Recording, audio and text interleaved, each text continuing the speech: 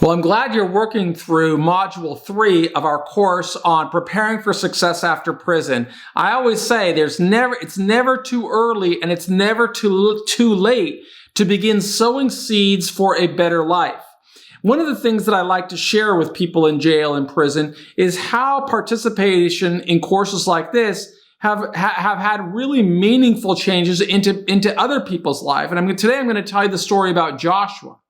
Joshua was incarcerated inside of a supermax prison in the state of Michigan, and he had an opportunity to access the same course that you're working through right now, preparing for success after prison. Now, I don't have to tell you if you're in a high security prison, what types of behavior do administrators consider that will require them to move from a regular prison to a supermax prison.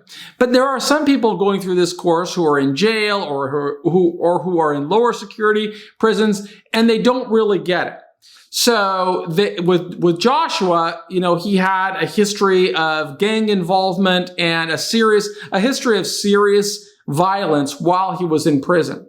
But he started watching these courses, and it really started to give him hope. And it gave him so much hope that he decided to completely transform his life during the last 5 years of his sentence. So he went through every one of the prison professors' programs. He can listen to all the podcasts. He read all of the books. He did all of the coursework.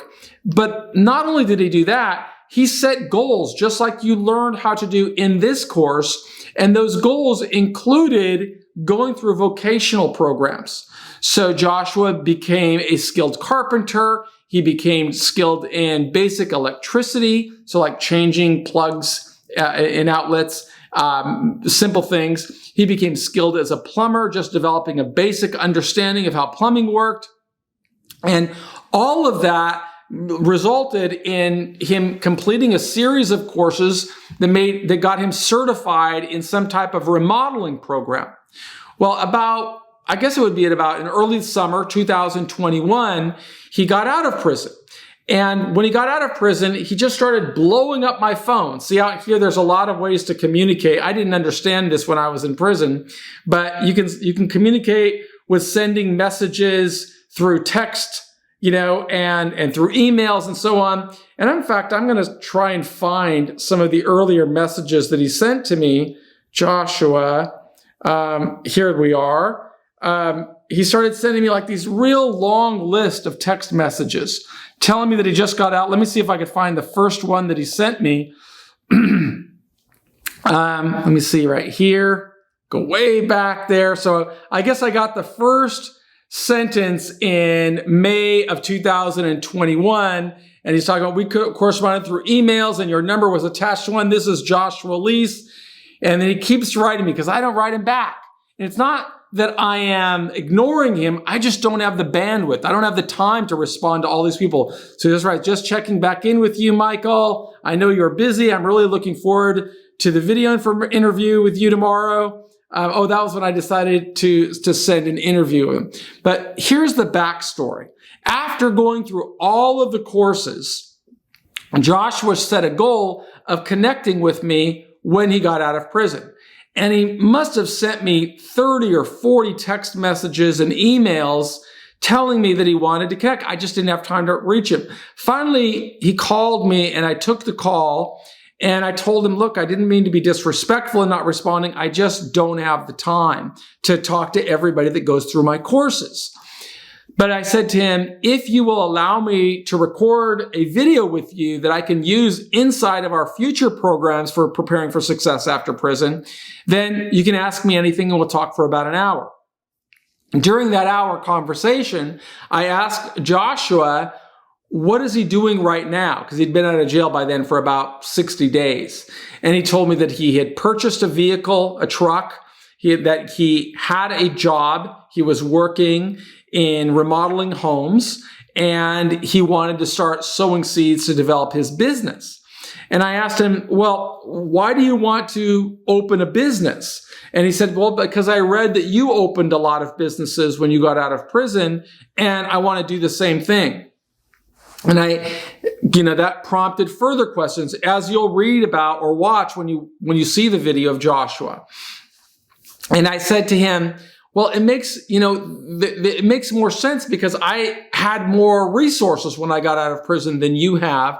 And I said, tell me about the job that you have right now. Where are you working? And Joshua told me that he had found a job with a contractor, and that contractor was charging him with the responsibility of remodeling houses. And I said, well, are you able to do everything the contractor asks? And he told me that he could, because he'd set a goal while he was in prison of completing all of these courses. So the contractor just left him with another laborer there, and they were able to remodel these houses. And I said, well, where are you located? What part of the country are you in? And he told me that he was in Detroit. And I said, is it true that in Detroit you can buy houses for $10,000?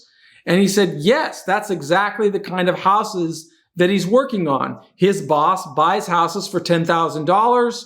And after his boss buys the house, he remodels them, and then he leases them to people. And that's the owner's business model.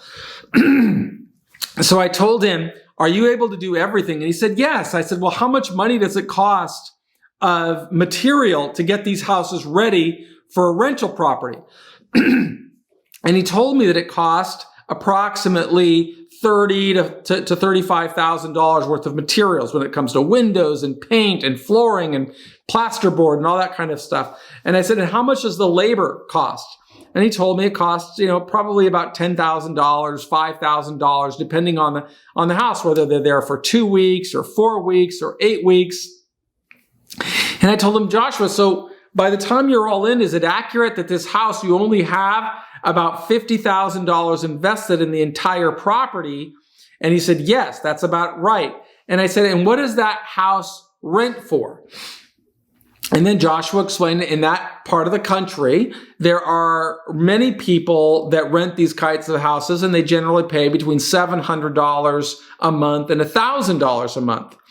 And so I said, well, that sounds like if you've gone through all of my courses, you would know that you have a business model there with what you just described. And he asked me, how is that? And I said, well, you should set a new goal using the same strategies that you learned in our Preparing After Success prison course, and take that into the community so that you could find investors that will partner with you. And your investors will be able to buy the asset, the house.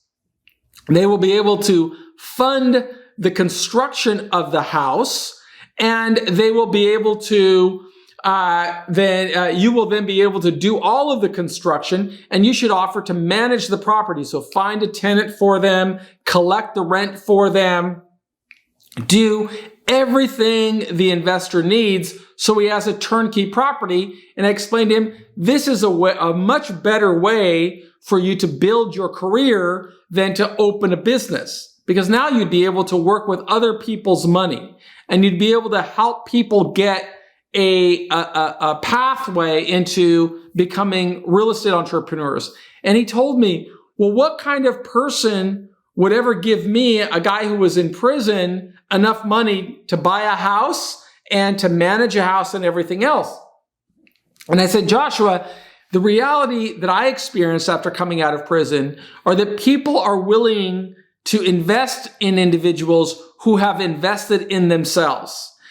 And you should be doing, as you learn through my course, is building a story that would show why you are a worthy candidate. So it's really a matter of setting these SMART goals that you learned about in this course, and also doing a SWOT analysis, which you will learn about in future modules of this course. And if you pursue that path, you will be in a position to persuade other people to invest in you. Now, each of you has read, I hope that you've been reading Success After Prison and Earning Freedom. This is the exact strategy that I described I used to begin building a career in real estate when I got out of prison. And I still remember the day I sat across the table from the real estate developer, Lee, and told him, I want you, and he wanted me to work with him, but I said I really wanted to build a career around my journey, and I asked him to help me, and he said, how do you want me to help you? And I told Lee, I want you to sell me a house. And he said to me, and I was not in Detroit, I was in the San Francisco Bay Area where houses were much more expensive. And he said, well, do you have any money? And as you've read in the book, I wrote, yes, I've got some money, but I don't want to use my money because I just got out of prison and I'm going to need the money that I have to rebuild my life. And he said, do you have any credit? And I said, yes, I have credit. He said, what's your credit score? And I showed him on my app. I said, my credit is 000 because I didn't exist, before the internet. I was in prison during the time that all this did. And he asked, and that led to a conversation that he'd never seen a 000 credit score. Well, that whole conversation was part of the strategy that I taught you in this course, this module on setting goals, because I had set a very clear goal with my wife. When I walked out of prison, I told her I'm going to, build assets worth $1 million within 5 years of getting out of prison, and acquiring a piece of real estate was one strategy. Well, Joshua wanted to use that same strategy of acquiring assets and building businesses because that's what he learned. But he had to learn the rest of it. How do you persuade people to give you the capital? Because if you just got out of prison, traditional financing might be closed for you. But if you start sowing seeds while you are in prison, you can persuade people later to believe in you. That's what's super important for every individual to do. Think about what you want to acquire and figure out a pathway that's going to help you achieve your goals and make those goals specific. That's what you learn in this module, right? A SMART goal is specific. If you want to acquire real estate, write about it. It's measurable, right? It's clear. Either you got the piece of real estate or you didn't. It's measurable. It's action oriented, right? You got to do something to make the goal realistic. So it's actionable. That's the fourth R is it's got to be something realistic. If you don't have a skill set to do something, you might set a goal that's beyond your reach. Like, I don't have the skill set to make me 6'6". Okay? That's an unrealistic goal if I were to say, I'm going to be 6'6". But it's definitely realistic to say, I'm going to become self-sufficient as evidenced by acquiring $1 million worth of assets that are performing, right? Those are specific. And you might have to put the fifth component, time element on it. I'm going to acquire $1 million worth of real estate or worth of assets within 5 years of completing 26 years in prison. Now, it's specific, it's measurable, it's action-oriented, it's realistic, and it's time-bound. That's what you learned in this lesson, and I need you to remember that while you are, preparing for this assessment. And I'm going to give you the assessment tools in just a moment, but before I do that, I'd like to play for you a kind of a sad voicemail that I got after I was working with Joshua on this program. And I just got this voicemail. I don't know if you'll be able to see this when I show it to you, but today is the end of July, and I got this email. I don't know if you can see that, but I got this voicemail on July 24th. And I'm going to try to play it for you right now, if I can.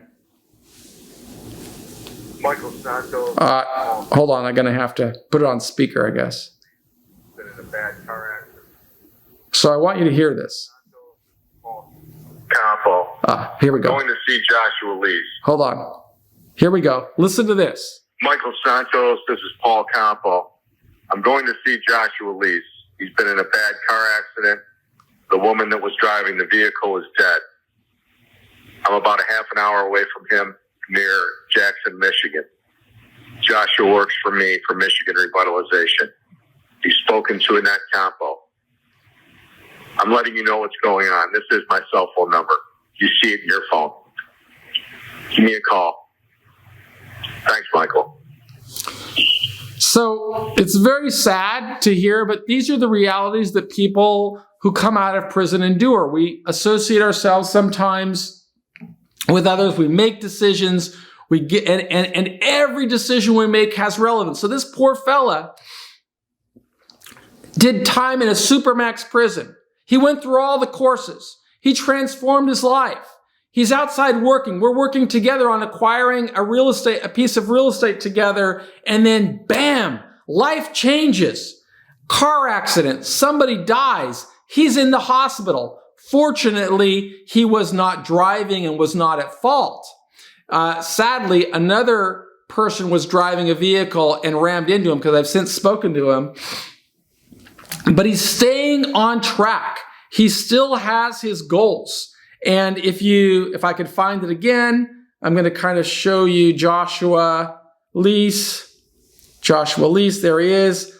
And you can see, he sent me a bunch of images of him in the hospital. I don't know if you can see them, right? This is poor fella, right? Just getting out of prison. But he's still focused on his goals. And I want to read you the last one that I got from him after he sent me the images, and I told him we're still going to try to work together to do this. He wrote me, a drunk driver hit me and my friend who was driving my truck. The drunk driver was going 100 miles an hour, according to police, and he was going the wrong way on an expressway. It's just really sad when I see these kinds of things, but I want to share it with people in prison, because this is a guy that never stops working on his goals. He writes me here, to give you an update, I am working on finding a suitable property for our first venture and have showings for Sunday and this week. I will also amend the most recent one I submitted to include desirable areas of Detroit, as the list of 10 properties you sent was in areas that were outside of where you wanted to buy. This is a very good experience for me, Michael. I am learning a lot, and I thank you for your tutelage. Thank you for your time and patience, right? So all of this is happening for what? Because of one reason. Because Joshua set goals while he was in prison. And I want you to set goals while you're in prison. And I want you to continue working through these modules that we send, but you've got to measure your progress. And that's why this self-assessment is so important.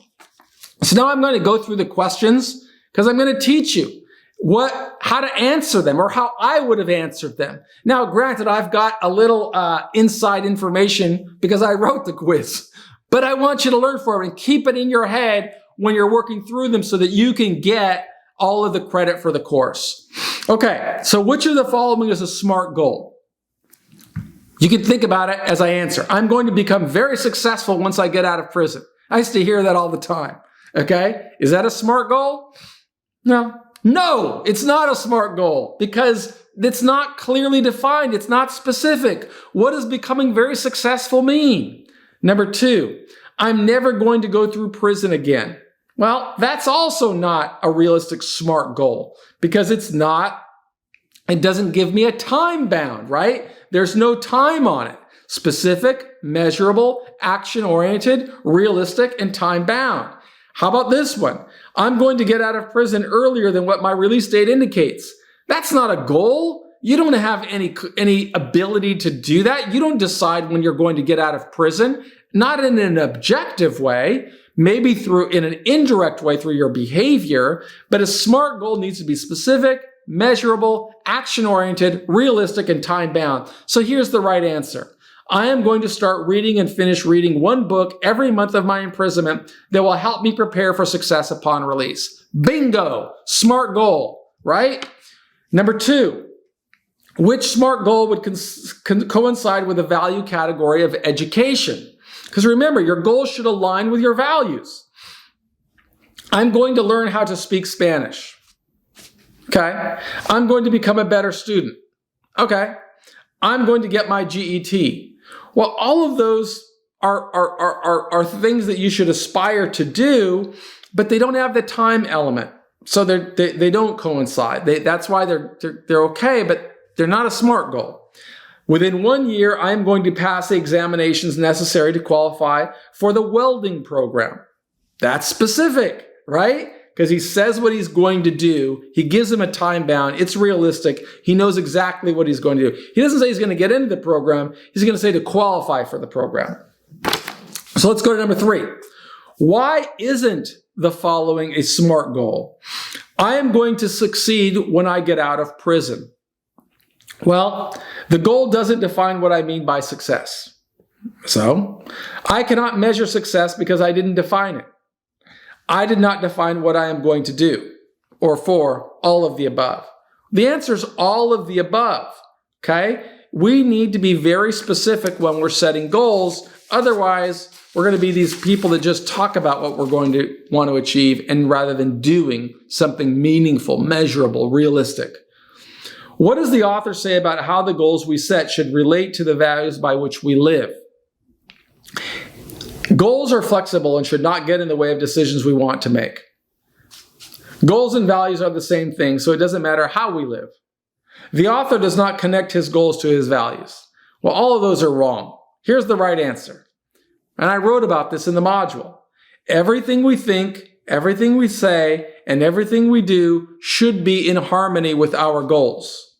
If I say I want to get out of prison at the earliest possible time, which might be 1 year, everything I think, say, and do should be consistent with that, right? I shouldn't be violating the disciplinary code.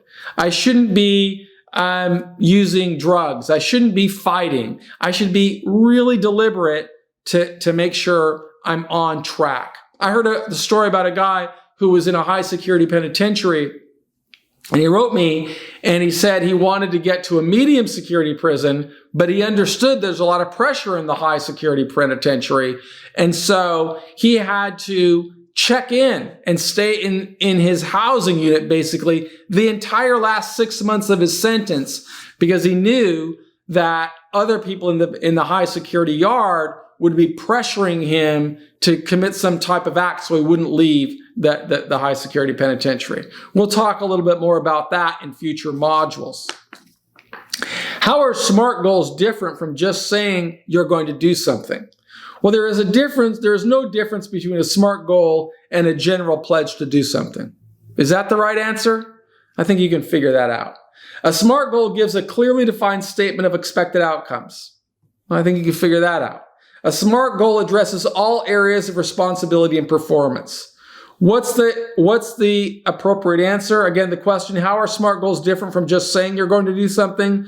Well, B and C are the answer, right? There's 2 right answers here. SMART goal does give a clearly defined statement of expected outcomes, and it also addresses areas of responsibility and performance. Let's go to number 6. What does SMART stand for? Special, meaningful, agreeable, responsible, temporary. That's wrong. Super, mighty, actual, reasonable, tough. That's wrong.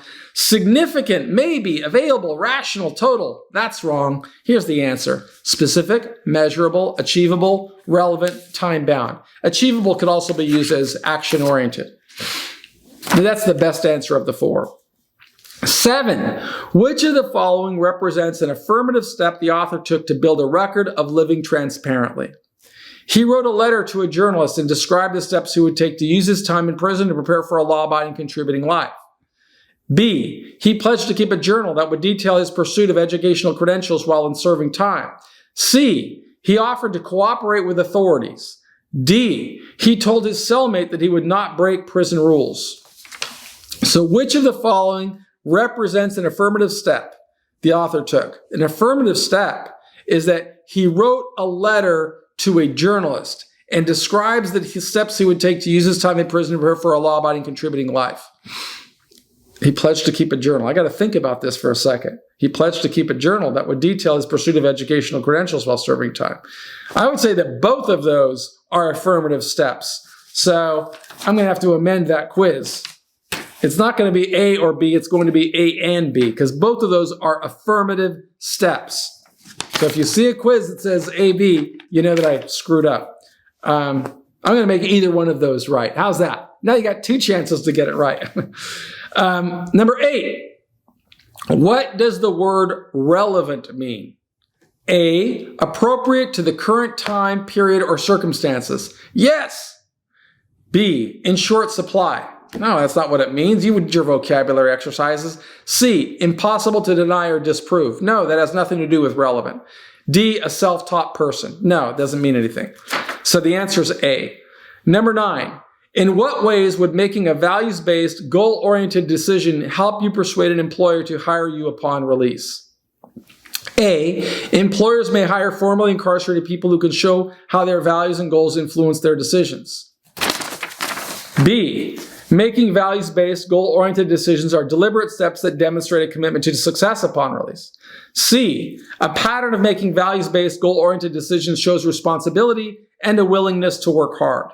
D, all of the above. That's why you got to read all the answers, because obviously the answer there is D. Number 10, which response to a question about a criminal background is more likely to make a favorable impression on prospective employers? I was a shot caller in prison. Doesn't really move the needle out here. I ran the card table. Who cares? D, I didn't do it because someone set me up, so my criminal background should not matter. Not going to score a lot of points. The answer is C. From reading 25 books on leadership, I developed insight that will bring more value to your company. That's what an employer wants to hear. Think about that, and you'll not only pass the quiz, but you'll stand yourself you'll make yourself a much better candidate for success upon release. I hope that you're enjoying these courses. I know that that's the way that I would have answered this quiz if I were still locked inside of a prison, but I'm not.